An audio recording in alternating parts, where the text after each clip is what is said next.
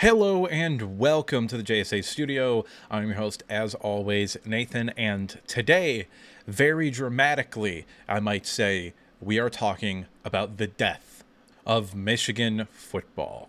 But before we get into the video proper, I would like to take this time to ask you to like, comment, and subscribe if you end up enjoying this video. And now, with the intro done and out of the way, there's only one thing left to do, and that is to get started.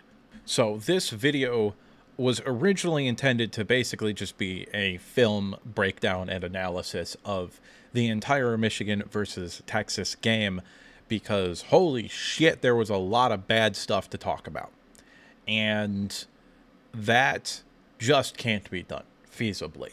There are too many things for me to break down and try to show you and try to walk it through and show you everything that I saw and what all of the problems were and everything. This video would be like 2.5 hours long, and I do not have the time to do that. And more importantly than that, I don't think anybody would want to watch 2.5 hour long breakdown of Michigan versus Texas, where I effectively just rip into this team.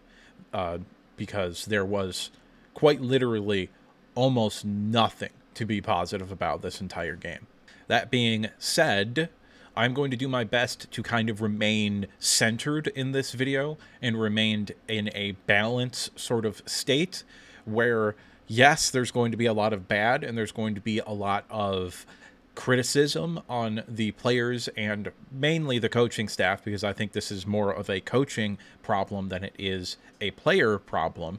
So instead, what I'm going to do in this video is, instead of breaking down a whole bunch of plays, I'm going to kind of show you and walk you through how I break down film.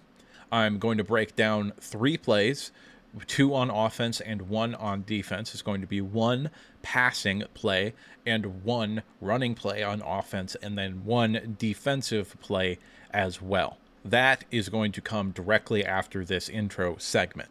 After I break down the film with you, you can decide if you want to listen to me or not, and you can decide if my opinions and conclusions that I'm going to come to are going to be valid enough for you to take seriously.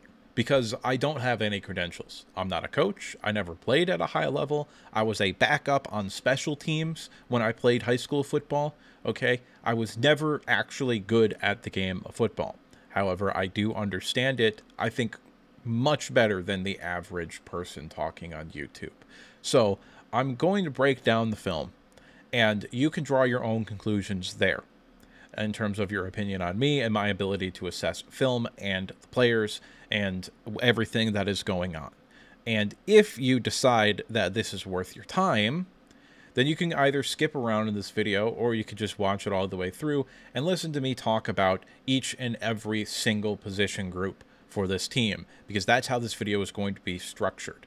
I'm going to go after the film. I'm going to go position by position, starting with the quarterback and ending with the defensive backs, and talk about everything that I can conceivably talk about and what I think is wrong, how it could potentially get better, why I think it's going wrong, etc., etc. I am then going to spend additional time after that talking about this coaching staff and why I don't like what I'm seeing. I apologize in advance. This is going to be a very, very long video, and there is a significant possibility it is not going to come out when I intend it to come out, because this is quite the undertaking that I have given myself here. So without delaying any further, let's go ahead and get into the film breakdown right now. Okay, so this is the defensive play that we're going to be looking at here today. And the way that I do this is pretty simple. Where this is right as the ball is snapped here. So the way that I watch film, or the way that I break this down, is in 3 segments: pre-snap, during the snap, and after the snap. Okay, so this is our pre-snap look here. And what do we look at here with our defensive line? We'll start with the defensive line group, and then we will move on to the second level and the third level and see what they're doing. So with this defensive line here, what am I looking at? I'm looking for cues in the offensive line to see if this is going to be a run or a pass play. You can see on the field right here, this is 3rd and 2, as well as down here, it's 3rd and 2. So it's pretty obvious that this is going to be a run play. Also, the defensive line, or the offensive line, rather, backs are all kind of slight, except for Kevin Banks here. So the more parallel you are, as opposed to being more like this, the more likely it is you're going to be in a run play. So, as well here, we're going to get Ernest Hausmann coming on a blitz. We're also going to see Zeke Berry blitzing here from the slot. And, you know, it's a run blitz. It's whatever. It's not that big of a deal. But that is the pre-snap for the defensive line. Linebackers, I'm looking at 2 things here. I know, if I'm Jayshon Barham, I know that he's going to have to come out here and help cover the slot corner, or the slot receiver, because our slot corner is blitzing. So, I know that I'm going to be kind of alone here in the middle of the field. So what threatens me the most? And the answer to that is either a quick hitting cross route here, but if that happens, he should be able to cut it off, because he's going to be more vulnerable to the outbreaking routes like this, because just leverage. It's the way that it works. Also, that's Johnson, the safety. He has rotated down into the box on this play, which I'm also not a huge fan of. So the real threat for Barham here is going to be something on this side from this running back here, or potentially a little outlet pass that is just going to be able to get a first down because we're blitzing. So that's my read here for the second level. I know what I'm going to have to do over here. I'm going to have to cover this guy here on like a zone sort of bracket looking thing. As far as the secondary goes, I don't know why we're playing off so much, but it is what it is. You've got to make a decision, and he made the decision to play off here. If you press and you get beat, then you give up a big play. If you don't press, you can give up the curl or the hitch. There's not a real easy way to look at this. And Wink Martindale's philosophy is, generally speaking, I'm going to send pressure when I can to force the quarterback to make quick decisions. Quinn Ewers, likely a first-round prospect, is able to make those quick decisions. So let's go ahead and get into the play here, actual. So we're going to snap the ball, and this is at the snap. So now what are my reads? My reads here are pretty simple. Boom. I know it's a run play. All these players are blocking forward as a defensive line. So if I'm Josiah Stewart here on the end, this is a down block. They're going to leave me off the edge. So it means it's either a read option, unlikely because of who the personnel that Texas has in the game, or this running back here is going to take the ball and cut this way, which means I need to come screaming down the line here to see if I can make a play at this little intersection here, which Josiah Stewart's a great player, you know, quick, relatively fast, probably doesn't have the speed to do that. If I'm the rest of this defensive line here, Kenneth Grant is getting beat. He's going to get taken exactly where this offensive lineman wants him to take. Kenneth Grant's going to push him back a little bit, but it's whatever. Derek Moore is going to get absolutely destroyed, and Ernest Hausmann, who's going up against the left tackle, which is a horrible matchup, but that's Wink Martindale for you. He's going to get destroyed by the left tackle. The only player that wins on the defensive line is number 55, Mason Graham, probable top 5 pick in the NFL draft. Jayshon Barham, I'm right here. I'm looking for where the running back is going to cut to. I don't particularly, if I'm Jayshon Barham, have a gap responsibility on this play. There are 5 gaps, and there are 5 players on the offense, or on the defensive line, rather. So I'm just attacking where the ball is. And you can see Zeke Berry here at the second level is going in to make the run. And George Johnson here is coming out here to cover the slot receiver. Secondary, looks like they're rotating. Makari Pages look like it's rotating to give help. I think this is that freshman, Ryan Williams, I think is his name. I don't remember. 5-star freshman, very, very good player. Like him a lot. He'll be a top 10 pick in the NFL. In 2.5 years, 3 years from now, 3 draft classes from now. So that's the at the snap read here. So we're going to go ahead and snap it. Post snap. Yeah, look what happens here on the inside. Right here, this is Kenneth Grant behind number 52. He's getting taken away from the play. Mason Graham, right next to him, he actually wins, but it doesn't matter because the run is to the left, and they've got a blocker coming around here. And then if we look at Derek Moore, he's right here. He's getting his ass blown up. And Jason Barham is getting destroyed by the left tackle right here. Or not Jason Barham. My bad. That's Ernest Hausmann. This is Jason Barham. And he just kind of gets lost in the mud here. There's not a whole lot he can do about it other than recognizing that he's going to bounce it out to the outside and be a superhuman, which he's not. He's very good, I think, but he's not Ray Lewis or Brian Urlacher, who can just recognize this and do it. And then you have Zeke Berry here, who actually was a little bit late reacting to the snap. So he could potentially be a little bit more forward here to be able to make a tackle here. There's a chance that if this guy over here, this blocker, can get around here quicker, that he could have blocked him, and then he would have had a pretty solid gain, the running back. But that is not what happened. Zeke Berry is going to run on in here. He's going to make the tackle. This play is less about Zeke Berry not making the tackle and more about Derek Moore, Ernest Hausmann, and Jason Barham getting utterly obliterated at the left side of the first level and the second level. If Zeke Berry doesn't blitz here, then he's out here, and this running back, I think it's Jaden Blue, is taking this to the house. That's a house call. So it was actually an all-right defensive play call, but the main problem on this play, which was the main problem throughout the game, was that the defensive line got utterly obliterated by Texas's offensive line. And I talked about in my preview video that I think Texas's offensive line outside of left tackle is overrated. I have seen nothing in my film watch of this game that made me change that opinion. I don't think they played very well. I think Michigan's defensive line played like shit. And we'll get into that after we do the offensive play coming up right now. This is the first offensive play that I'm going to break down here. I decided to actually do two because I want to do a run play and a pass play. So this is a beautifully designed run play, in my opinion.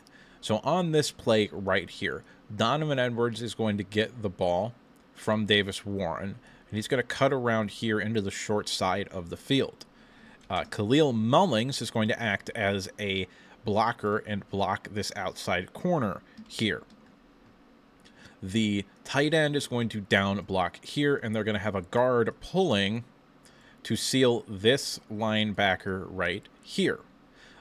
Evan Link is going to block down on the 3 technique here, and the center, Giudice, is going to reach and try and fail to get this middle linebacker right here. Now, I'll give credit to number 33 for Texas because he recognizes this play very, very, very quickly. He sees it coming pretty much right away. Like, that is very fast that he recognizes what this play is. And this is great execution by 10 players on this team, except for Goodrich right here in the middle of the screen. He's going to miss this block. And we've got him coming out here. We've got Mullings coming to get the corner. And they're both going to make the blocks. If 33 isn't here, if he's getting blocked by Goodrich, the center, this linebacker is potentially maybe a little bit more over here. But in which case, Donovan Edwards is going to have a chance to either make a move on him or just flat out run down the field.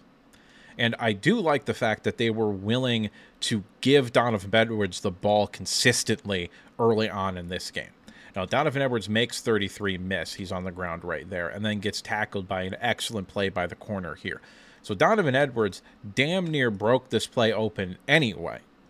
But if the center had been able to reach that linebacker right here, if this block gets made, this might be a touchdown. Now, you got the free safety here, you've got the backside corner, and you do have this other linebacker here.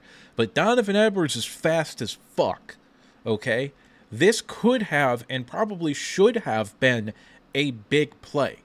And the center, Goodrich, just missed the block. And that's what the story of this entire offense in the running game has been, both against Fresno State and against Texas. They just miss blocks constantly. And Donovan Edwards is, probably over... whoops. I accidentally switched off the pen here. Donovan Edwards is probably a little bit further ahead, in which case he's racing this backside outside linebacker to see who's faster to get to the edge. There's a good chance Donovan Edwards breaks this play open if that block is made.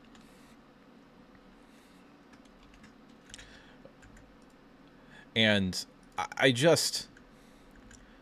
really struggle with the idea that Michigan doesn't have a better option at center right now. He was not good against Fresno State, and he certainly wasn't good in this game either. I thought the rest of the offensive line in the run game was much better this week than last week. I thought El Hadi was better. I thought Evan Link was better. I thought Preby was better as well. I'm struggling to formulate my thoughts here because the running game is so close, but we're acting like it's just absolutely horrible because every time they try to run the football, it's one guy missing an assignment. And generally throughout my very limited amount of film study that I can do, I'm limited to YouTube highlights effectively. And during that limited amount of film that I can look at, most often it's been either El Hadi missing an assignment or the center, Goodrice. So I don't know if they don't have better options. I don't know if Sharon Moore needs to take over coaching the offensive line again. I don't know what the solution is. That's for the coaching staff to figure out. But they're just not making plays that this offensive line the past 3 years has made. And the offensive line, in my opinion, was really, really good in 2021. It was the best offensive line maybe in the history of the University of Michigan in 2022. And last year, they were just kind of normal levels of good. They honestly weren't very good pass blocking. They were kind of average pass blocking. But they were an elite run blocking unit. This year, the pass blocking got worse marginally. I think they're a below average pass blocking team now. And the run game went from being elite to being bad. Straight up. Bad. And we're hearing all these goddamn takes, which I'll get into when I get to the running back part of this video, about Donovan Edwards from people that don't know what the fuck they're talking about. Donovan Edwards is very clearly the most talented and best running back on this roster, and it's not close, and it's not a discussion. The offensive line and the play calling and the play design and the coaching and the coach's ability to get the players into the positions where they need to be by utilizing proper technique is letting Donovan Edwards down. This is the pass play I want to break down because I think it encompasses pretty much everything wrong with the passing game and the play calling, if I'm being honest with you. So on this play right here, they're sending Colston Loveland in motion. He lined up over here and he's been sent in motion. The idea is that he's going to run forward and get leverage on the corner to catch the ball for a first down. That in and of itself, working off of Klein's little curl route that he does right here, is not bad play design. I think it's a bad play call because the offensive line has been okay blocking. They've only got 3 down linemen on this play here, really. He's lined out outside the wide receiver. It doesn't matter. I think this should be a run to Khalil Mullings right up the middle. There's a real good chance Khalil Mullings can get 2 yards even if somebody makes contact at the line of scrimmage. So I disagree slightly with the decision for the play calling. Now, only because it's going to become relevant on this play here. The backside of this play is pretty simple. You've got, I believe this is Tyler Morris. He's going to run downfield and do a little deeper curl route like this. And Peyton O'Leary, who I can't fucking believe is getting snaps in a game between top 10 opponents, is going to run over here and do a quick little turnaround curl hitch right here. Davis Warren, because he's just not good, flat out and straight up not good. Any quarterback worth a damn is throwing the ball to Colston Loveland right here. Colston Loveland's going to come out here and break.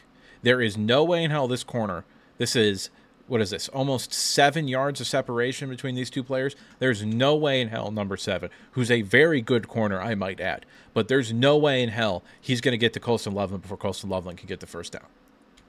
But because Davis Warren flat out and straight up isn't very good, he's going to come off of it. Why does he come off of it? Why does Davis Warren come off of it? And the answer to that question is because he almost certainly pre-decided where he was going to throw the football. He's not reading the field. He's just not. If he was, he would have thrown it to Colston Loveland right here. Right now. But he comes off of it. And he decides here, he's going to decide to throw this to Tyler Morris. And, like, Tyler Morris is open. Like, he's kind of open. It's not a good idea because he could potentially jump the route if you don't whip it in there. But he also has somebody right in front of him because Evan Link and Giovanni El Hadi, who are both horrible in the passing game this week, got whipped by this D tackle. So I'm going to throw the ball here, in here. And even if you look at this, there's a lane there. So it was not the greatest decision of all time. But if the execution is still there, then it's a solid chance that this could become something. Oh, nope, the execution isn't there. The execution isn't there. Instead of throwing the ball, let me back up here a little bit. If we look at where Tyler Morris is, if this ball is going to be completed, the ball needs to be put on his left shoulder, and it needs to draw him back towards the line, because he is going to be going backwards to try to either tackle him or get to the ball. So Tyler Morris needs to come attack the ball, which, I mean, he doesn't, but the throw is horrible, so it's not telling him to come attack the ball. Stuff like this, I believe, is 100%, or at least close to 100%, on the quarterback. This is a bad decision. It's a horrible pass. And then at the end, it's just kind of bad luck that number 4 was there, and it goes right up into the air.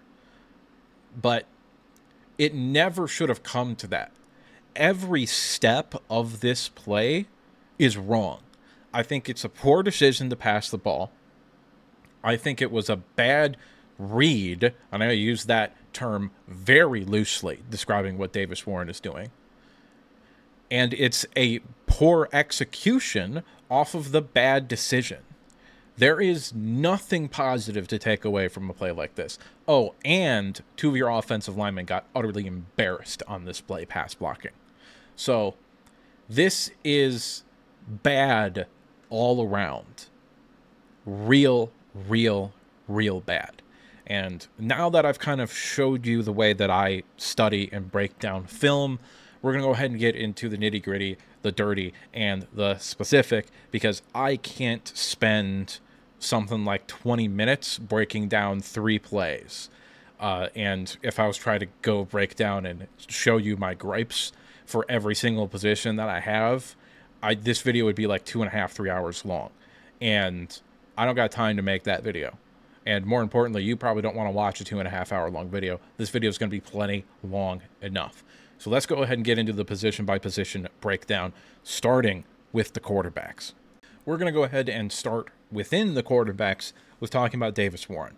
And we're going to talk about a whole bunch of stuff, but we're going to talk about Davis Warren here.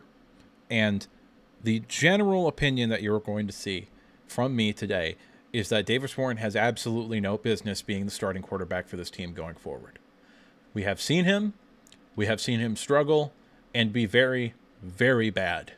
So I don't want to see him out there this week, or to be honest with you, ever again. If he were a redshirt freshman or true sophomore or a redshirt sophomore quarterback who was a lower end of the 4-star spectrum sort of guy, I would be talking about him differently.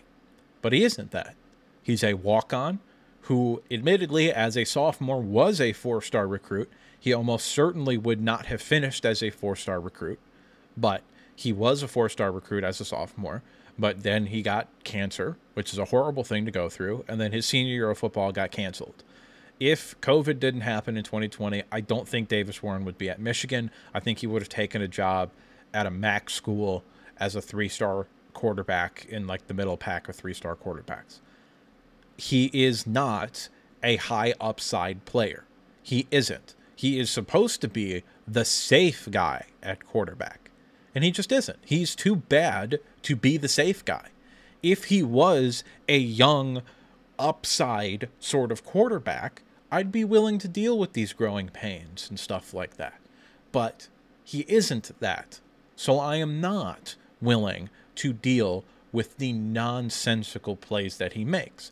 I am not willing to deal with the fact that he doesn't read the field on 90% of the passing attempts, and on the 10% that he does read, he reads them wrong. And reads is a stretch. On the plays where he looks at more than one receiver, I think he's just saying, oh, I need to look at this guy, so the guy I actually am going to throw the ball to is going to be open. Or at least I think that's the way that he thinks. I genuinely believe that Davis Warren is the worst starting quarterback for Michigan since Nick Sheridan. And I'm not talking about week 1 starters. I'm talking about players that have started a game. So yes, that includes John O'Korn, who was awful in 2017. Horrible, okay? I would take John O'Korn and the way he played over Davis Warren. And have I gone back to look at John O'Korn? No. But I remember what John O'Korn did. John O'Korn actually took care of the football. He wasn't throwing it into double coverage like Davis Warren did against Fresno State. He wasn't throwing up a Hail Mary pass that was on a 5-yard hitch to Tyler Morris when he wasn't open, and he looked off of the player that was open. John O'Korn didn't do any of that. You want to know why John O'Korn didn't do any of that? Because he didn't have the opportunity to do any of that, because Michigan knew how bad he was. Michigan, from a play calling perspective, is in a really weird spot with Davis Warren, because I think the play callers know that Davis Warren can't execute jack diddly as the quarterback for this team. However, they're kind of doing the worst possible thing that they can do, which is they're putting him in the middle ground. They're not giving him one read passes and only asking him to do that and to, either throw it away or try to scramble when the first read isn't there. They're not really doing that. They're just saying you're going to throw it to this player on this play. However, when they aren't doing that, they are expecting him to make full field reads, which he doesn't do and can't do. So it's really odd because they're simultaneously treating him like he is a quarterback that can do stuff, and he's also a quarterback that can't do anything. And when John O'Korn was the starting quarterback for this team, they didn't treat him like that. They knew he couldn't do shit as the starting quarterback, so they didn't ask him to do anything. Michigan ran the ball 80% of the time. And they had the offensive line, even back before it became really, really great. They had the offensive line to just be able to run the ball relatively effectively, even in 7, 8, 9-man boxes. And they had the defense to be able to keep teams under 20 points for the most part. And we'll get to the defense. Trust me, we'll get to the defense. But for now, we're going to talk about Davis Warren. And my main gripe is more about the play calling, because I do think if Davis Warren had a competent offensive coaching staff, which he very obviously does not have, that he could at least be like a worse Cade McNamara, where he's absolutely not someone that you can ever ask to try to win a game throwing the football. But he is someone that could sit there and make the one read and get the ball off quick off of play action, because we're going to run the ball 2/3 of the time like we did with Cade McNamara as the quarterback. But he doesn't have the competent coaching staff that can coach him up to do that. He just doesn't, flat out and straight up. Does not have a competent offensive coaching staff.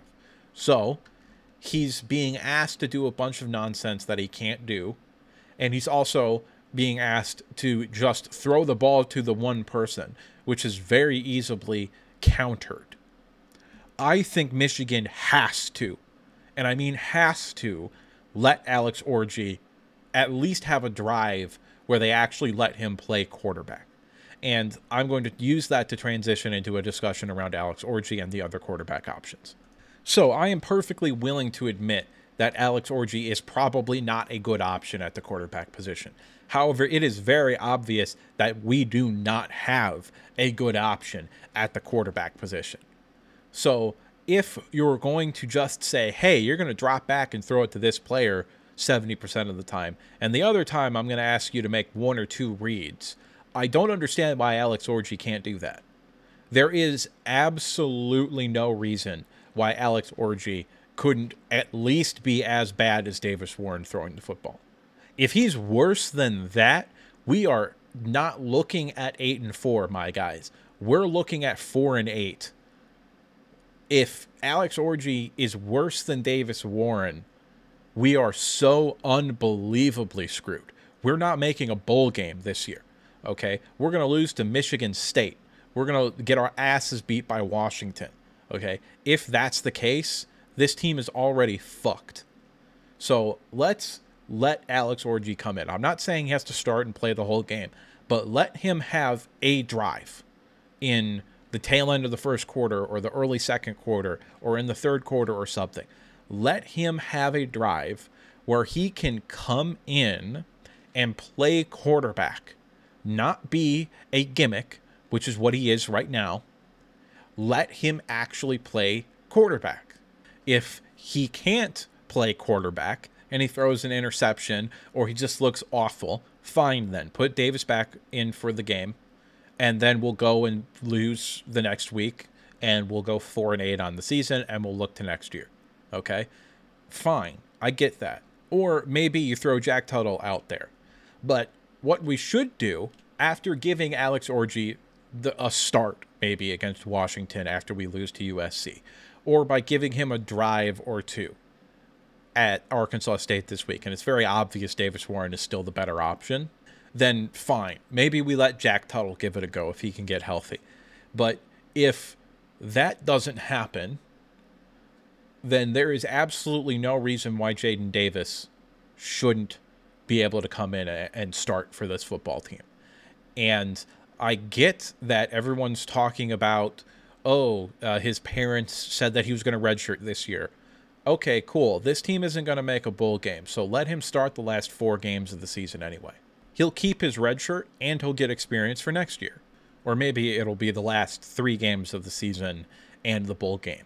And then if you can play in 4 games, I think, and retain your red shirt. So maybe that is what this team has to do at the end of the season. And maybe Jaden Davis can come in and light the fire on this team and be like, okay, we at least have a quarterback that has the physical talent to possibly succeed. And then maybe the offense can get it going or something.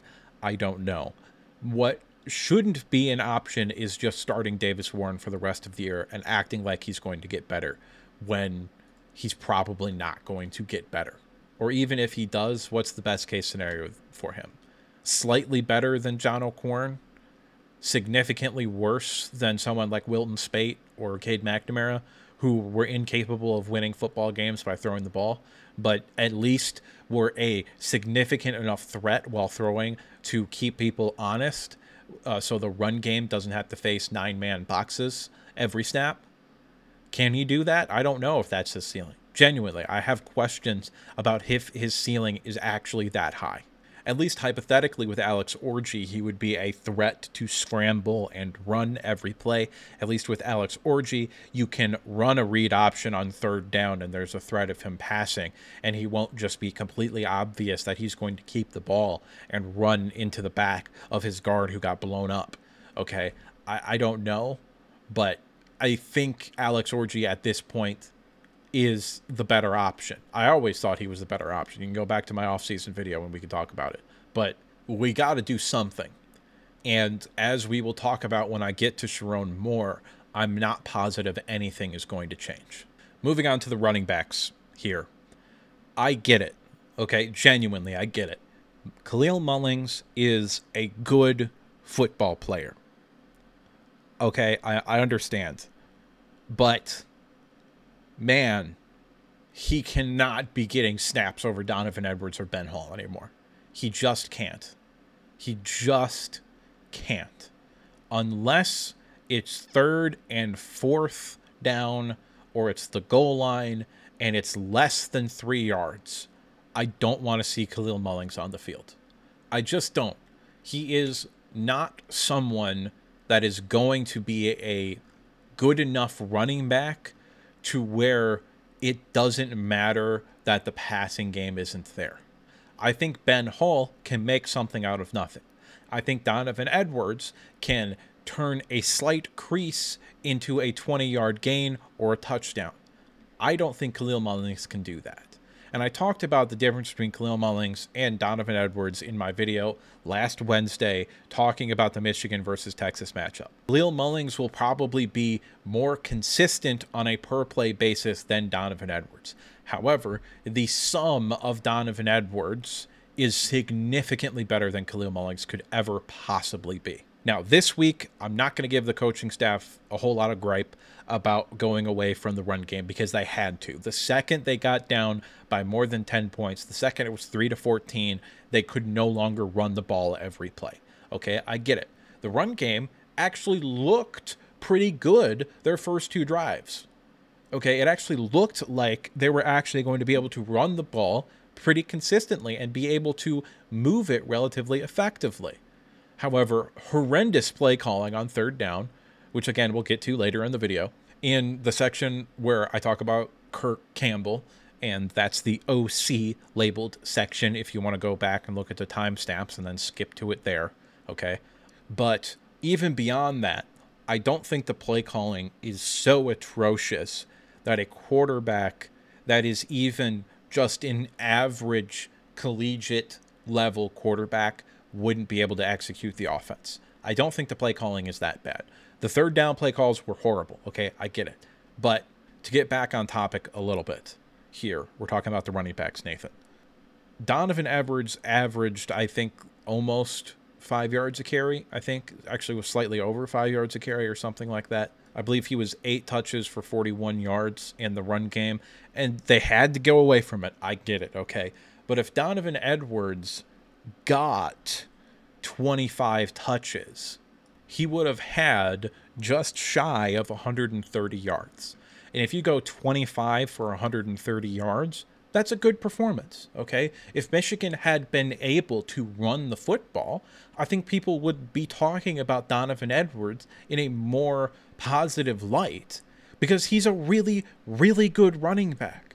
But Michigan is not going to be able to run the ball enough for this team to be able to get him 25 touches, because the second the other team scores more than 10 points, they have to abandon the running game completely. In short, I think Donovan Edwards needs the Blake Corum treatment. I think he needs 10 to 15 touches in the first goddamn quarter. Hopefully the first quarter. I don't want to see Khalil Mullings in the field ever in the first quarter. He shouldn't be there. I get it. I understand. He is objectively a good running back. But when you cannot throw the football, a running back that can get you 4 yards a carry is not as valuable as a running back that on 3 carries is going to get you 2, 2, and 8. The running back that gets you 2 and then maybe only 1 and then runs for 8 yards on the 3rd play, that is more valuable than the guy who gets you 4, 4, and 2. Because even though I think Ben Hall has this potential in him, right now, we do not have a running back that can get 5 yards a carry, okay? Like, consistently, like Blake Corum could. Blake Corum didn't have tackles for a loss really last year. Blake Corum could find any hole in the offensive line. His vision was elite, his agility was elite, and his footwork, because he had the best running back coach, maybe in football at any level in Mike Hart, was also elite, and he could get to any hole on the offensive line that the offensive line can create. Michigan does not have that player. Okay, they don't have a Blake Corum style of player, meaning that you have to give players like Donovan Edwards, who are explosive, as many touches as you can manage so that he can break the big one. Okay, Donovan Edwards was one ankle tackle away from having like a 50-yard touchdown in 8 carries. So if he has the potential to break a big play 1 in every 8 plays, if you give him 24 to 25 touches, he's going to break off 2 or 3 big plays, and that can change the game. So he has to be the #1 running back going forward. And when he has to come off the field because we've given him 4 touches in a row or 5 touches in a row, and now he's starting to get tired, I don't want to bring in Khalil Mullings because Khalil Mullings isn't going to be on this team next year. I want to bring in Ben Hall and let him run the ball, or Jordan Marshall, the true freshman, and let him get some touches, because those are going to be the 2 guys heading into next year. It'll be Ben Hall and Jordan Marshall as RB1 and 2 in some order. So if this team is going to do anything next year, getting them experience is a good idea, because this team sure as fuck isn't going to do shit this year. The issues that Michigan has this season is not something that you can fix mid-season, because they are poorly coached at every single position. And we're going to go through every single position and talk about why. Except, ironically, in my opinion, running back. I actually think the running backs are really good. I think they're coached properly. They might be the only position outside of wide receiver that I can say that for. Let's talk about the wide receivers. And I don't have a whole lot to talk about the wide receivers. I don't think there's a whole lot to complain about here. They're getting open. Quarterback's not getting on the ball. CJ Charleston gets open. Tyler Morris gets open. Colston Loveland, who I didn't put tight ends here, that's going to be the next slide. But Colston Loveland gets open. Klein, I think, is a guy that's going to be a solid tight end as well. Samaj Morgan, I think, is really good. I think he is an NFL type of player. I think Morris is also potentially an NFL type of player. He's going to have to transfer to a team with a competent quarterback this offseason in order to reach that potential. But I do think he has that kind of upside. I think Kendrick Bell is someone that has big-time upside for the position as well. So I really like the receiving core, if I'm going to be honest with you. Sure, they don't have, a day 1 or day 2 pick at the wide receiver position. They're never going to, because this is going to be a run-first team. But they do have players that have NFL potential, in my opinion. Tyler Morris was a 4-star recruit, I think. Samaj Morgan was a 4-star recruit. Kendrick Bell was a 3-star recruit, but the only reason he was a 3-star recruit, in my opinion, was because he played quarterback and was also kind of trying to play basketball like his brother. So I think these are all guys that have legitimate draftable wide receiver upside, but they're not getting the ball because the quarterback can't get them the ball. I think they're coached well. I got to be honest with you. I think Ron Bellamy's doing a good job. I really do. If you look at them, they're recognizing zone coverage. They're doing what they're supposed to do on those little option routes that Michigan runs. They run routes good. And most importantly, this is the only position on this team where the players look better this year than they did last year. No, I'm not talking about the receiving core is better this year than it was last year. It isn't. Roman Wilson clears everybody on this roster. What I'm saying is Tyler Morris looks better this year than he did last year. Samaj Morgan looks better this year than he did last year. Kendrick Bell didn't play last year because he was redshirted. But Kendrick Bell looks better this year than he did last year, I assume, because he's actually playing. However, I do have a gripe with Ron Bellamy, because I believe he's in charge of the wide receiver rotation, because that's typically the way that it works, is that the position coaches are in charge of rotating the players, and the coordinators are in charge of calling plays. So I do have a gripe with Ron Bellamy, because I don't think he should be rotating players as often as he is.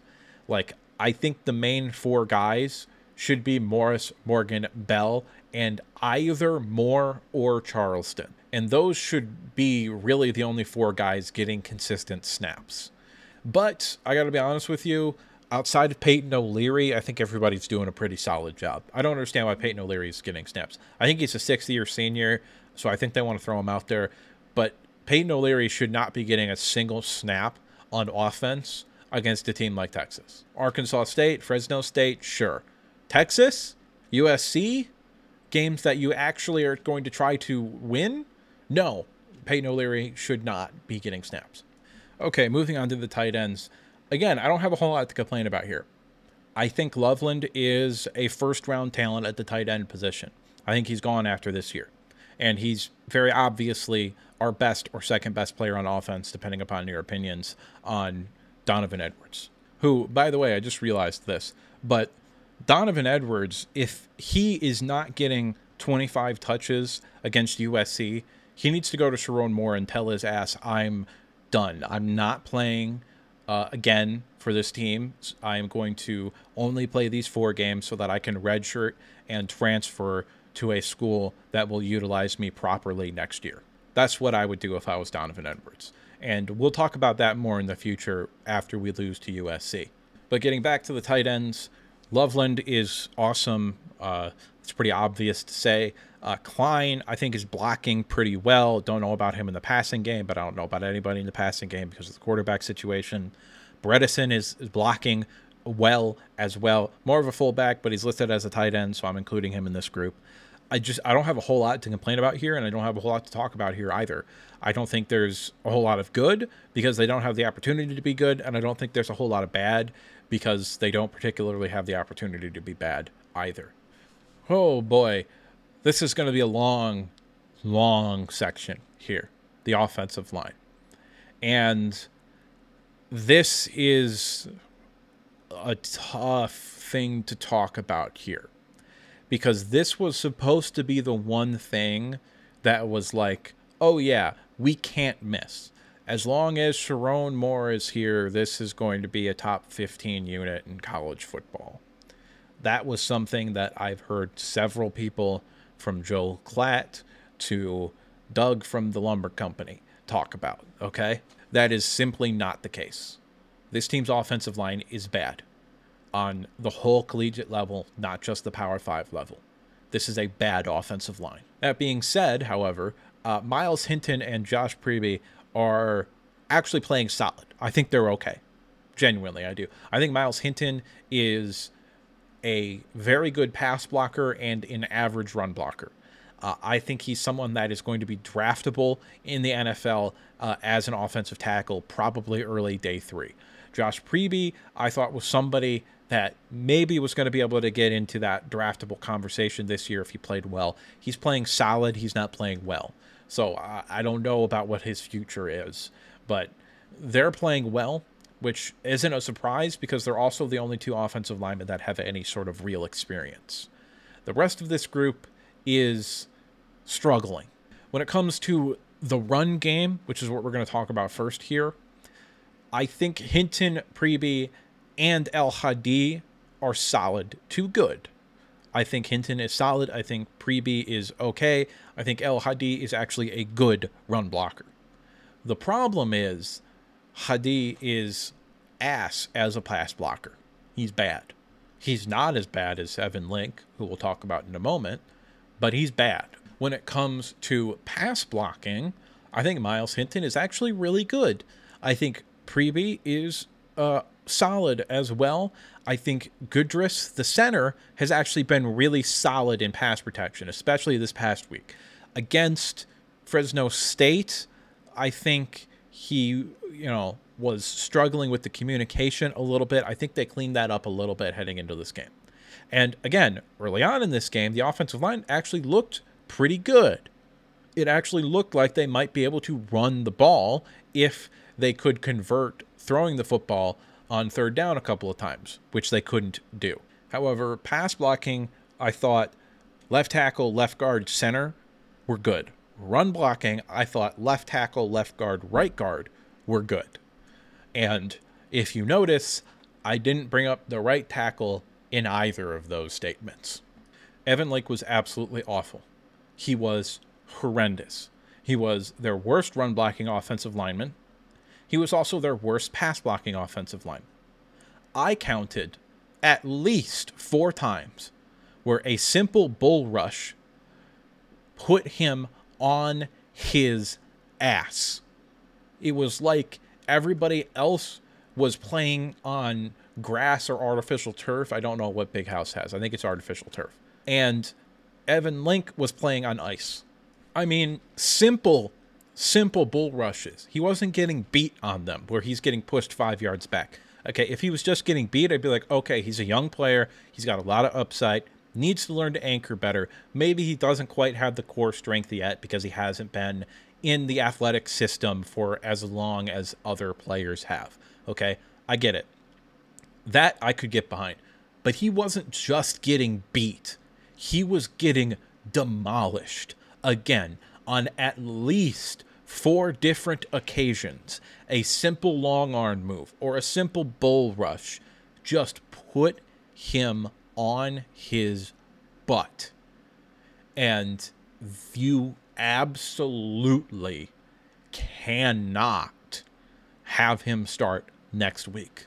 If Davis Warren is out there, I get it. We don't have a good option. Go with the guy that you think is the best quarterback, okay? Fine. I'm not going to like it. I don't agree with that decision. But there is absolutely no scenario where Evan Link should be the starting right tackle for this team going forward. You have to put out Jeff Percy, or you have to put out Andrew Gentry, who I think should have started in the first place. Evan Link, quite literally, was so bad for this team. Against Fresno State, he had a 55 pass blocking grade on Pro Football Focus. After this week, he has a 0 pass blocking grade on Pro Football Focus. Meaning, he was so bad, the fact that he was below average against Fresno State didn't mean anything. Okay? He was so bad, the fact that he was almost average in the first game brought him down to 0. Evan Link had at least, while I've been around watching this team, the worst game I've ever seen an offensive lineman have, at least at Michigan. And I don't say shit like that lightly. I'm not a man for hyperbole, okay? I'm just not. This is not someone that should be playing significant snaps for this football team. He's just not. As I said earlier, Andrew Gentry, I think, needs to be the guy to start at right tackle. If you want to put Jeff Percy out there, cool, I get it. But Jeff Percy, I think, is out of eligibility after this year, so he's not going to be part of this team next year. So you might as well throw out Andrew Gentry, who I think is in the class above Evan Link. I believe he's a redshirt junior. I think you have to see what you have in him. And when I say this, I want you to understand how earnestly I say this. He absolutely, because it's almost impossible to, he absolutely cannot be worse than Evan Link. Like, Alex Orji could be worse than Davis Warren. That is significantly possible. I don't think Andrew Gentry can be worse than Evan Link. And I said at the beginning of this video that I was going to try to be balanced and be a little bit positive. So let me say this.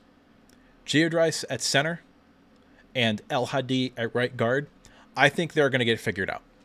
I think the center is going to learn how to run block a little bit more effectively, and I think El Hadi is going to figure out how to pass block a little bit more effectively. I think what those two are struggling with right now is stuff that all new to playing players struggle with. Okay, they're both redshirt juniors, I believe. I believe they've got one more year of eligibility. So they're probably going to be starters next year, or at least you would assume they would be starters next year on this team. And I'm okay with that because I still think Grant Newsome has the potential to be a really good offensive line coach. I think maybe if Sharon Moore got a little bit more involved with the offensive line, they could kind of figure it out. But I don't think there's any hope for Evan Link right now. I think he needs to work on so much stuff that you can't put him out at right tackle where he's just a revolving door. I think you've got to let Andrew Gentry or Jeff Percy have the start and play the whole game against Arkansas State. If Evan Link comes out there, I am genuinely going to have a hard time believing Sharon Moore is capable of being a head coach. And we'll talk about this at the end of the video when we talk about Sharon Moore. but there's a significant possibility that this team is going to come out and look exactly the same, which can't happen. It just can't happen. He's got to change something. I don't know what it is. I would say let Alex Orji play the game at quarterback and see what happens. I would say let Andrew Gentry get the game at right tackle and see what happens. Okay? But there has to be some kind of change. And this is when Sherrone Moore and the whole culture thing needs to come into effect here. This team has to change, and it has to get better. Moving on to the defensive side of the football now, we're going to start with the defensive line and specifically the edge players. I thought they actually played kind of well. I think Josiah Stewart, who lined up for the most part on the left side of the defense against the right tackle, actually played pretty well. I think he was probably our best player on the field on both sides of the ball this game. I think he's playing himself into the first round conversation. This is a loaded edge class, but I think he is playing himself into that conversation. He looked very, very good. He looked stout in the run game. He actually got some pressure in the pass game occasionally. Overall, the offensive line dominated the defensive line for Michigan, but Josiah Stewart specifically played well. I thought Derek Moore was also okay. He went up against Kevin Banks, who's a much better player than the right tackle for Texas. So, had a tougher assignment and played worse. I think Stewart and Moore are, just in all honesty, I think they're really, really good, man. I think we've already played the best offensive line that we're going to play this year. I think Oregon's offensive line is not as good. I think USC's offensive line is not as good. I think Ohio State's offensive line is not as good.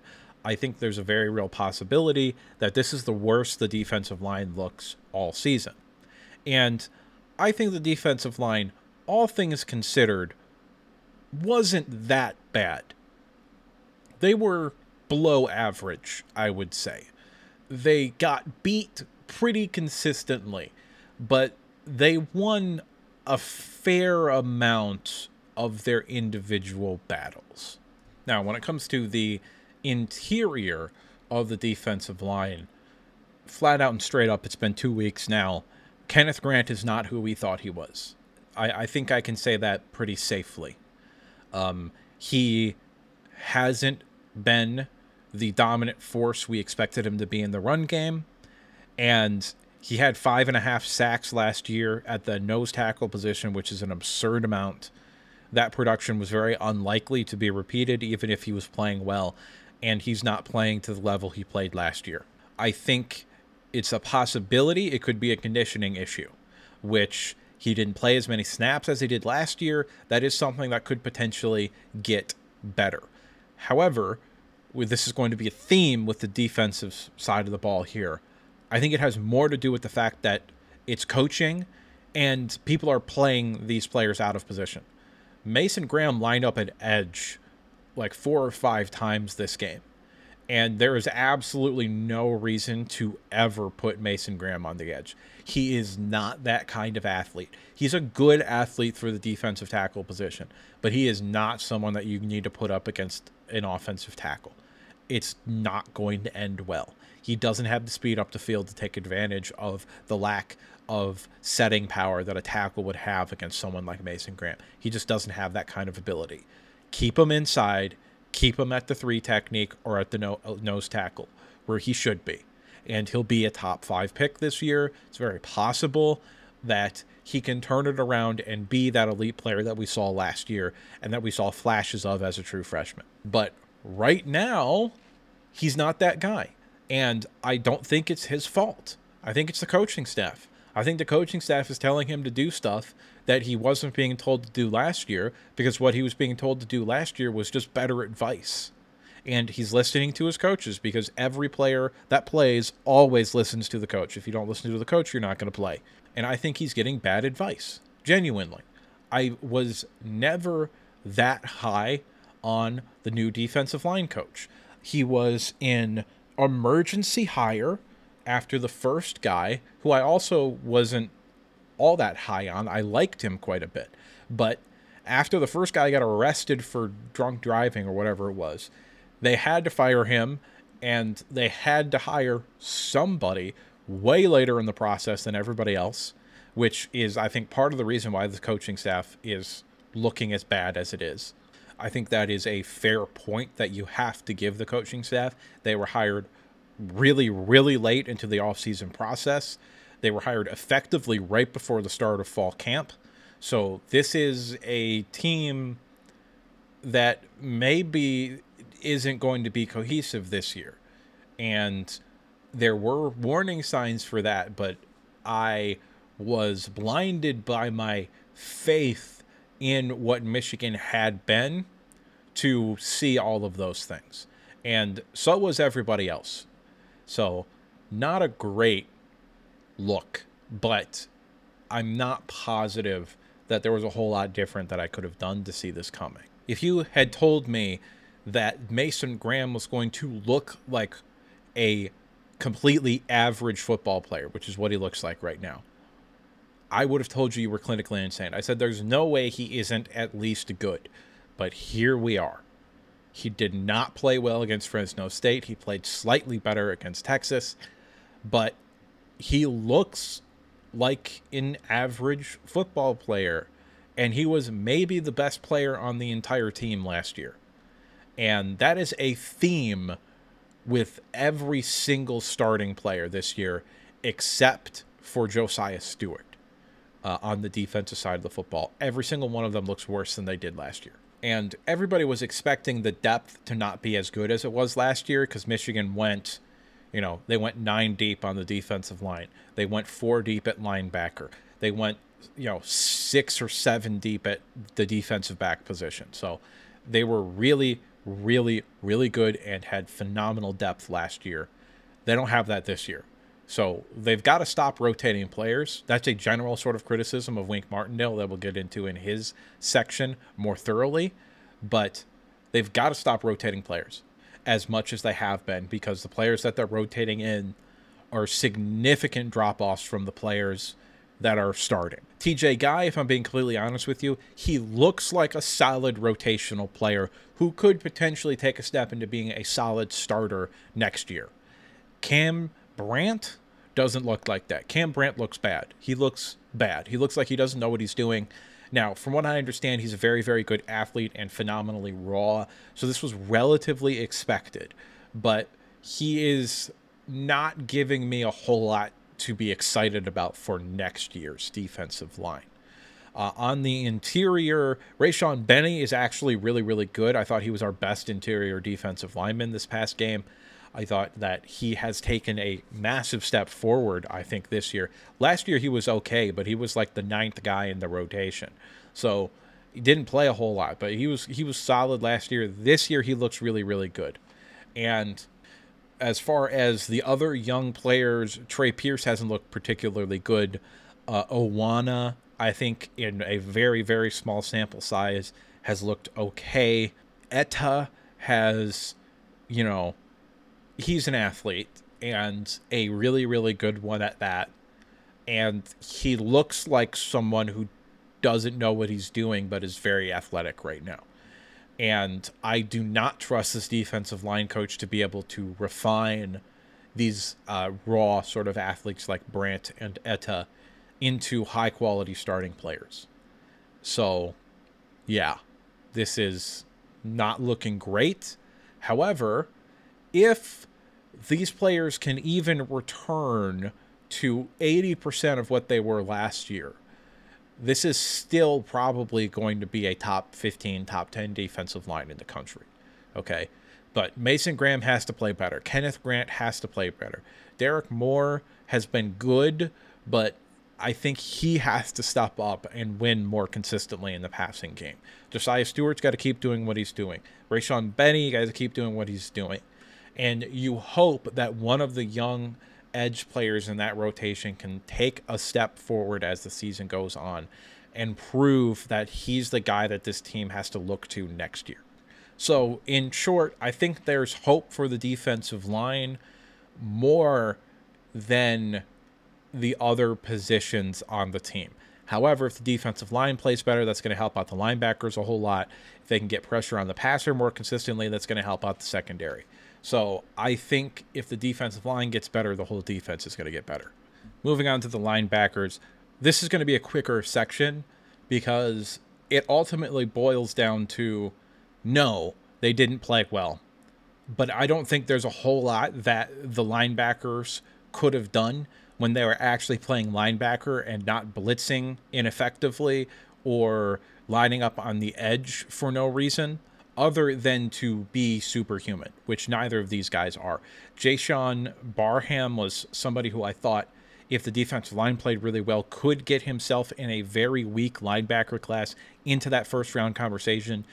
He's not going to be a day 2 pick if this defensive line keeps playing as bad as it has been playing. And he hasn't particularly been the same guy that he was at Maryland last year either, which is concerning. Ernest Hausman has also not taken that step forward. He's someone that I thought had a chance to maybe talk himself or play himself into the day 2 conversation because he's a very good athlete for the position. However, that is not the case. He's going to have to play another year of college football if he's going to get drafted, whether that's at Michigan or somewhere else, I don't know. But he is not someone that is going to go to the NFL after this season and be successful. Bottom line, this is a unit that is basically entirely dependent upon how well the unit in front of them can play. And there is a direct correlation between the quality of defensive line play and the quality of linebacker play on every single team that has ever played football. So, did they play well? No. Is it entirely their fault? No. Is it majority their fault? I'm going to honestly say no. But could they be better? Yes. This is a unit that could get better. DBs is the final position group that I'm going to talk about.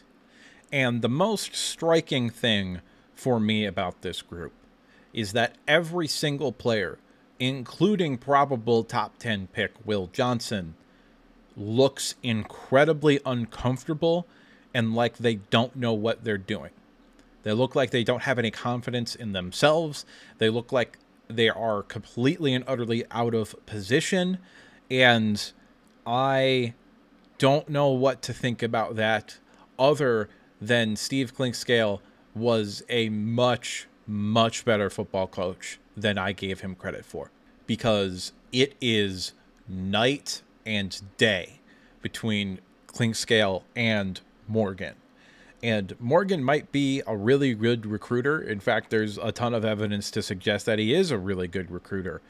But man, every player in this secondary, including the transfers, looks significantly worse than they did last year. Jaden Magnum played at a all Big Ten level at Michigan State. He looks horrible in the limited amount of snaps that he plays every game. Wesley Walker was a quality starting safety for Tennessee. He doesn't even look like a rotational caliber player here. Quentin Johnson, who I believe I have referred to several times in this video as George Johnson, which I didn't mean to do, but I'm horrible with names. George Johnson, of course, was a defensive end in the NFL for several teams, including the Detroit Lions, I believe, for 2 stints. Anyway, Quentin Johnson was one of the best backup safeties in the entire country last year. Genuinely played really, really well. Makari Page was someone that I thought might be able to play himself into the early 2nd round this year. He's not draftable the way he looked in these first 2 games. And if Rod Moore was healthy, I guarantee you he would look significantly worse as well. So this whole unit has taken a massive step back. Even Will Johnson. Will Johnson has gone from an elite corner, probably the best in the country, to like, okay, like good. Like he's a good corner now, as opposed to being maybe the first pick of the draft because this is kind of a weak draft class. And the stuff that they're struggling with, which is basic technique and being able to react in zone coverage and being able to tackle in space, Those are not things that I have ever seen get fixed in the middle of a season.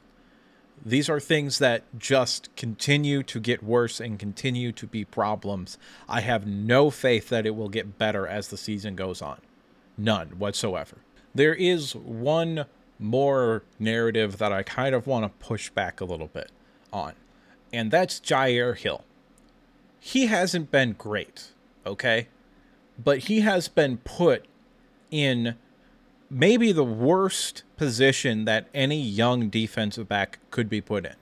He's gone against NFL caliber wide receivers in Texas and was nigh exclusively put into single coverage with them. Like, no shit. The underdeveloped, physically redshirt freshman corner is getting beat up by a redshirt senior wide receiver, Isaiah Bond, who's going to get drafted in the second or third round of the NFL draft. No shit, he's getting abused. Why are you putting him in that situation? Why? There is no absolute reason. There is no justification for doing that. That is bad coaching. And yes, it is on the coach. It's not really on Jair Hill. First off, I don't even think he played as bad as everybody else did. Was he bad? Yeah. Was he absolutely horrible? No. Was he, to use an NFL analogy and a Detroit Lions analogy, was he Cam Sutton bad? No. He was bad. Normal levels of bad. Bad like a very talented young player playing in his second game ever who made mistakes kind of bad. I think he's still someone that could end up being really, really good. And athletically, he's got first-round traits at the cornerback position. He needs to be developed. He needs experience and all of that other stuff. And I have no faith in this team's ability to develop him properly. But this is not something that is exclusively or even majority of the time on him, in my opinion. Okay, now that we're kind of all set and done with all of the positions and talking about the players, I'm going to talk about what I think is actually the problem. And I think that's the coaching on this team. I think Kirk Campbell is still someone that has a bright future calling plays and being like an offensive coordinator, potentially even a head coach, like I stated in my offseason video where I talked about the Michigan coaching staff. I'm not sure how much of the problems are because he doesn't trust the quarterback position and how much of the problems are because he's not good. I don't know, and there's no real way to know if that is the case or not, because we don't know what he looks like with competent quarterback play. We just don't. I will say I don't think the run game schemes have been all that bad. I don't even really think the passing schemes have been all that bad. They haven't been great, but I don't think he is someone that we should be talking about as being the long-term answer at the offensive coordinator position. I think having an OC that's learning on the job while you're having a head coach that's learning on the job, while also having a defensive coordinator that hasn't been in college football in more than a decade, is not a good idea. And honestly, I should have seen this coming. I'm kind of mad at myself that I couldn't put all this together. But once again, I was blinded by my faith in what Michigan had been. In my opinion, the rest of this season is him coaching for his job. If Michigan goes any worse than 8-4, which at this point, in my opinion, is the most likely outcome, that they either end up 7-5, 6-6, or worse, then we probably are looking at getting 2 new coordinators after this year. And I think the smart solution would be to go and get people that have a lot of experience in college football to kind of hopefully prop up Sharon Moore for next year, assuming Sharon Moore is the head coach next year, which is probably very likely, unless this team completely and utter falls apart and we have another 2020 type season, in which case they might just fire him, because I imagine his buyout is not that great. Either way, I think he is coaching for his job for the rest of this year. And I think every single coach on the offense is also coaching for his job next year. Because if this team goes 6-6, it is way, way too talented. Let me say that. It is way, way too talented for this team to go 6-6. It's way too talented for you to miss the playoffs. But we're probably going to miss the playoffs. So, I don't know. This is really weird, but the quarterbacks don't look good. The footwork don't look good for both of them. They don't know how to throw the football. Either of them does. I assume neither of them know how to read the field. This is just an offense that lacks creativity. This is an offense that lacks refinement. This is an offense that is bad. Flat out and straight up. This is a bad football team. Especially on third downs, I might add. Both games, not just this game, but both games that we've seen Kirk Campbell calling plays. Third downs have been absolutely brutal. They're predictable, and they're predictable in the bad way. Last year, Michigan on third downs was predictable in the good way, which is, you know what we're going to do on third and less than 3, and you also can't fucking stop it. And even if you do, it's going to be fourth and less than that, and we're just going to go for it, and you're definitely not going to stop us twice. And one thing that absolutely has to happen, you cannot keep bringing Alex Orji off the bench. You just can't do it. You just can't do it. He is treating Alex Orji like a gimmick. And that's why I had in the Alex Orji portion of this video, all the way back when we weren't even 30 minutes into this video, I called that section the gimmick, because that's what Alex Orji is to Kirk Campbell. He is a gimmick. He is not a football player. He's a gimmick. He is someone that we have to come in, and he's hoping to artificially create creativity, which is not going to happen. And I don't have a whole lot of confidence that he's going to be able to figure it out. But I suppose it's a possibility that he could. Moving on to Wink Martindale. And this is less okay than Kirk Campbell. Kirk Campbell struggling as a first-time play caller, first-time offensive coordinator is something that I could maybe understand. However, Wink Martindale, who's been a defensive coordinator for more than 20 years and a play caller for more than 20 years, struggling this bad is unacceptable. Okay? Basic football, even down to who is covering who on what scheme, is not being taught to these players. There have been so many miscommunications on the back end and even just on the defensive line and on the defense in general. Both of these games, there have been busted coverages, and these players are not playing with confidence. They're not playing like they know what to do every single snap. They can't tackle in space. They aren't being taught how to do anything, really, it looks like. And it's just so ridiculously bad. I genuinely think we might have to fire Wink Martindale in the middle of this season to try and get something out of this defense from some other coach, because Wink Martindale is not going to bring it out. And I don't want revisionist history. I'm not going to allow that. Wink Martindale was a good defensive coordinator in the NFL. Was he a savant? No. But he was a good defensive coordinator in the NFL for a long time. And far more importantly than that, he was and is probably still, a phenomenal developer of coaching talent. The amount of people that have been position coaches under this man and gone on to be defensive coordinators or head coaches is truly outstanding. And it goes back well before his time with the Ravens. He has had stints where he's been a bad defensive coordinator, like with the Giants, okay? However, I will also say this. The Giants were significantly better on defense when he was their defensive coordinator than they have been since. So maybe that's something, maybe it's not. He probably came in, this is what I think happened, he probably came in and decided to change all the terminology. He has definitely changed the scheme. They are blitzing way too much. and they are blitzing way too ineffectively as well. And more importantly than that, who is blitzing and the timing of them blitzing and why they are blitzing and when they are blitzing on like a down and distance sort of situation is completely and utterly illogical. There is no rhyme or reason to why all of this is happening. Wink Martindale has been atrocious.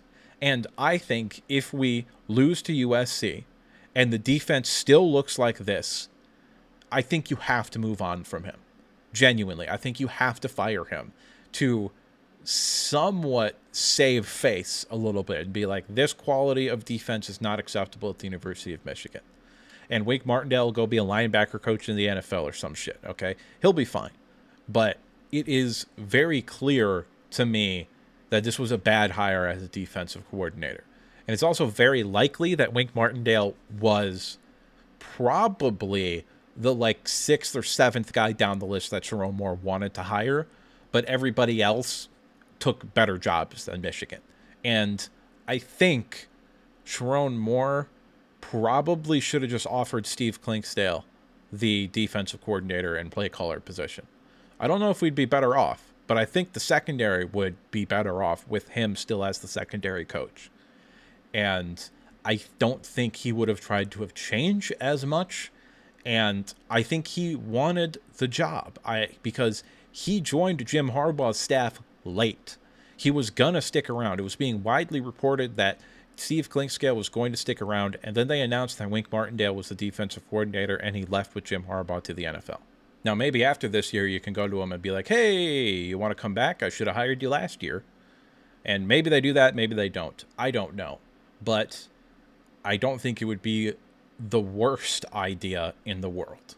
And finally, we have the man of the hour, Sherrone Moore. And I did not think I was going to be saying this, but he looks completely and utterly out of his depth. And if he was at some MAC school or at Western Kentucky or something like that, being a first-time head coach where you have 3, maybe 4 years to kind of get things going before you're going to get fired, I think he might have been able to figure it out. But the fact of the matter is that Michigan is coming off of a national championship and they were expected to make the playoffs this year, and that is most likely not going to happen. He and his coordinators got completely and utterly outcoached by Texas. Steve Sarkisian made this team look like a middle school, team. They made them look like the JV squad, so to speak. This is not good. And more so than that, it is very obvious to me that the culture that Sherrone Moore was hired to keep the same is gone. And another thing that I want to make very clear, the only reason Sherrone Moore was hired as the head coach for this team, and I mean this quite genuinely, was to keep the culture intact. That was it. That was the only reason he was the head coach. And I said it at the time, and I got shit for it, but I said I would have interviewed outside candidates for this job. Even though Sherrone Moore was my number 2 candidate for this team's to be Jim Harbaugh's replacement, I still would have gone out and conducted interviews with more experienced coaches, because it's pretty clear he doesn't know what he's doing. And, my singular friend, Jared, texted me during the Fresno State game, and there was that shot of Sherrone Moore on the sideline with his arms crossed, just kind of staring out into space during that game. And the TV broadcast did a phenomenal job, and they stayed on him for like 15 seconds, and it was just him staring into space and motionless. Jared took a screenshot of that and sent it to me and said, this guy looks like he didn't know the lights were going to be that bright. He looks like a fish out of water, like a deer standing in the middle of the road seeing some bright-ass headlights coming at it. And again, if this was Western Michigan, which was a job that he interviewed for in 2022 offseason till early 2023, then I would consider him okay still, because he's obviously learning on the job. He obviously doesn't know what he's doing. But at Western Michigan, it doesn't matter if you go 4-8 or 3-9 or 2-10 your first year. They're a fucking MAC school. Who gives a shit? You've got 3 or 4 years to get the culture right, to get your guys in there. And I can't wait that long at the University of Michigan. And more importantly than that, Michigan can't wait that long. Like, I don't understand how this team, if this team doesn't even make a bowl game this year, or goes worse than 8-4, which was the realistic worst case scenario for this team, how they can justify keeping him around. Because this roster is one of the 10 best in college football, even with the bum-ass QB room that we have. And speaking of the QB room, another thing that I need to get off my chest here. Kyle McCord was not fucking coming to Michigan. Should Michigan have gone out and gotten a quarterback from some other team? Yeah, there were plenty of other options for other quarterbacks to come here. But Kyle McCord was not going to transfer from Ohio State to Michigan. And you're fucking stupid if you believe that was going to happen. That was never in a billion years. We will witness the heat death of the universe before we would have witnessed Kyle McCord transferring to Michigan. Sorry, I just had to get that off my chest. But that's a dumb take. Should Michigan have gone out and gotten a transfer quarterback? Yes, absolutely, 150%. There was no excuse to not do that, especially after spring training. They should have gone out and gotten fucking somebody, anybody, after you saw these guys practice for a little bit. I've got 3 more things to say. What was the calling card for this team for the past 3 years from a coaching perspective? It was their halftime adjustments. Michigan would come out and they would still look good. They would have a game plan and they would execute it, but they clearly struggled more so in the first half than they did in the second half all 3 years under Jim Harbaugh and Sherrone Moore being the offensive coordinator those 3 years, and Mike McDonald, Jesse Minter being the defensive coordinator. But they would go into halftime. They would get their shit together, and they would make adjustments. In a 2-game sample size this year, which is only 2 games, but generally speaking, you can make inferences off of that. In a very small sample size, admittedly, this team has not made those adjustments. And I don't want to hear shit about how Texas only scored once or twice in the second half and it looked better and all of that. Cool. Texas stopped playing football after 1 drive in the third quarter because they knew Michigan was never going to get to 20 points, let alone 30. So the job of the offense and the defense really became to grind clock and to get this game over with.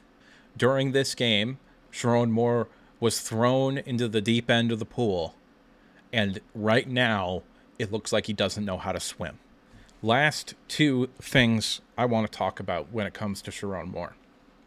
If you look at him and the way he acted and conducted himself on the sideline last year, and this year, it is night and day. Last year, he was showing emotion.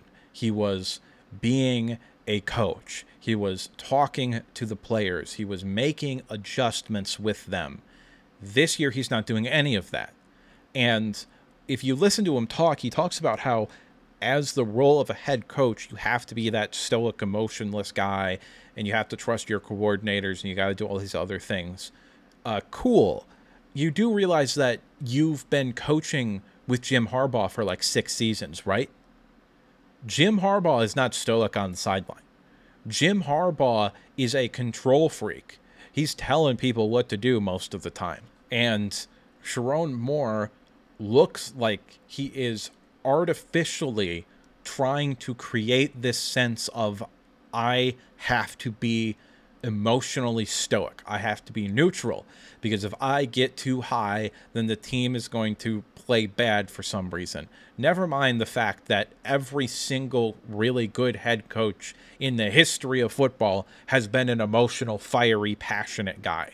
Nick Saban was like that. Nick Saban was not this stoic guy. He was yelling at players on the sideline. He was yelling at refs. He was stomping up and down the field. When it wasn't going well, he looked pissed off. When it was going well, he still looked pissed off because he cares about the little details. Sherrone Moore looks indifferent on the sideline. And that's some Jim Caldwell shit. And as we know, with being Lions fans, that doesn't work.